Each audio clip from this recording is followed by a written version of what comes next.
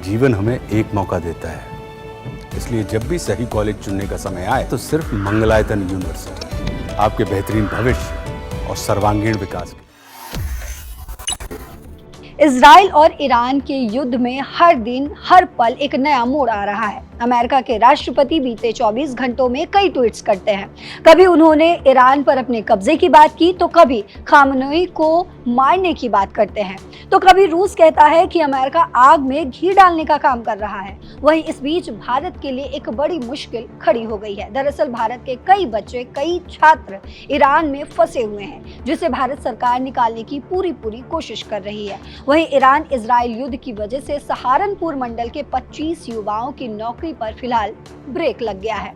वहीं Japan, Israel और Germany के लिए भी जुलाई महीने में होने वाली भर्ती पर एनएसडीसी ने रोक लगा दी है। सहारनपुर मंडल के 25 युवाओं को इजराइल की भर्ती एजेंसी पीआईबीए ने जनवरी में स्वीकृति दी थी। इन्हें भी जुलाई महीने में ऑफर लेटर और वीजा मिलने की कवायद चल रही थी, लेकिन इन युवाओं के सपनों पर फिलहाल ईरान इजराइल युद्ध ने विराम लगा दिया है। आपको बताते चले कि साल 2024 और 25 के लिए प्रदेश के सभी 75 जनपदों से इजराइल में नौकरी के लिए 1385 युवाओं का चयन किया गया था।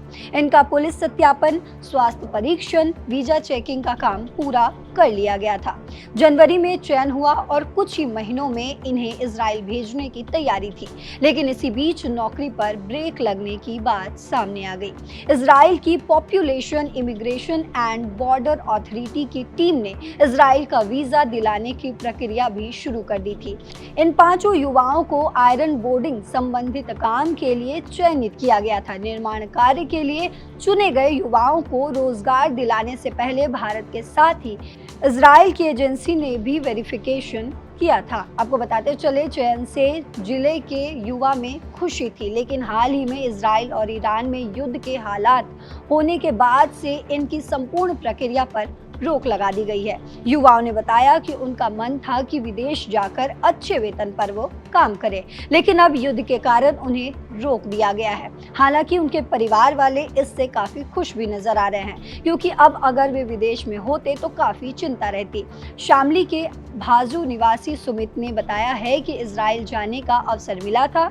इजराइल की पीबा एजेंसी से हमारा चयन होने के बाद काफी खुशी थी, लेकिन अब उन्हें कॉल आ रही है कि इजराइल और ईरान युद्ध के कारण फिलहाल प्रक्रिया रोक दी गई है।